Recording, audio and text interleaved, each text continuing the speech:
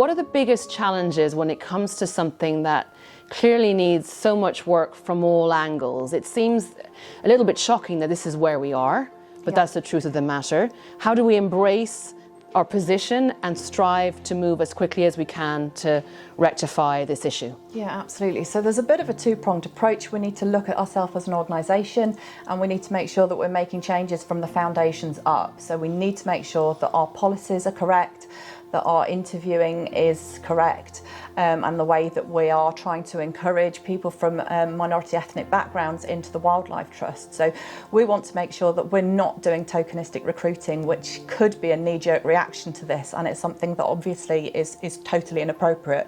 So we need to make sure that we're creating an organisation where people can be themselves and where those who are ethnically diverse feel really welcomed. So that's a really big approach for us. And we're starting that by taking all of our staff on an anti-racism journey with unconscious bias training, introduction to anti-racism. The second part of this is attracting ethnically diverse staff to come and work for the Wildlife Trusts.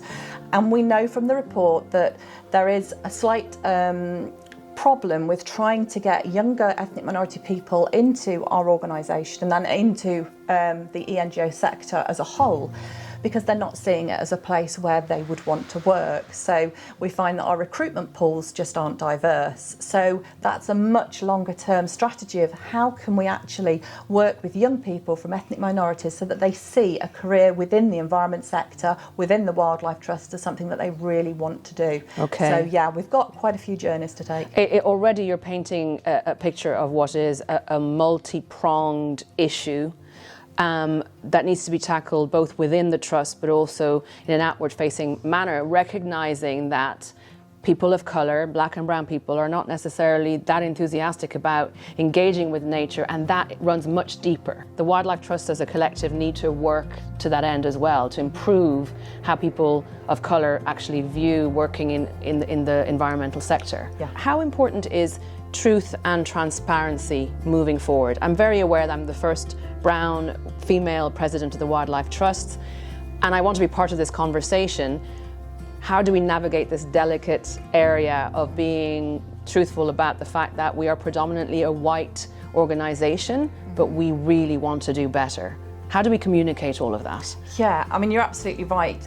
It is truth and transparency, and we need to hold our hands up and say that we haven't got it right so far, but we're absolutely taking action to change that. It's also about learning from those trusts that have done it and got it right, and making sure as well that we listen to those young people and the members of staff that are from an ethnic minority background, so that we actually get lived voice and lived experience, because that's critical.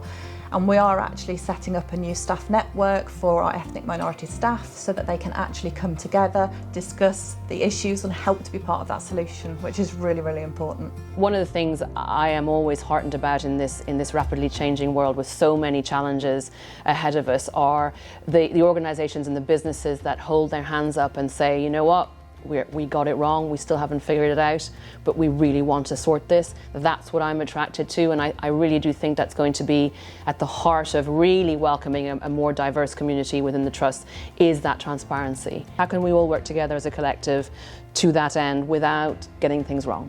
Yeah, it is something that we all need to do together, and it isn't that easy because people tend to shy away from confrontation, and that's what we've got to do. We've got to face up to it, and we've got to have those really difficult conversations. So for us at the Wildlife Trust, one of the important things is that we bring in external consultants who are specialised in anti-racism to help us on our journey. We don't know all the fixes, but we certainly want to work with those that can help us get to where we need to be. And also working as a federation, so some of the trusts are really diverse, so enabling to hear their story and the stories of members of staff who are from ethnic minority backgrounds and how they got involved in the Wildlife Trust and what engaged them and what their journey's been like, and that can help us then inspire the next lot to come in.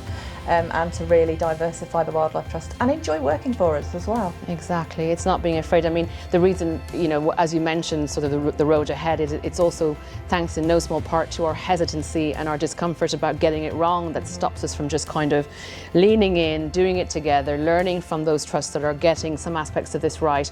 And as a collective, that's incredibly empowering and strengthening to get something that is incredibly complex and difficult, you know, to get it right.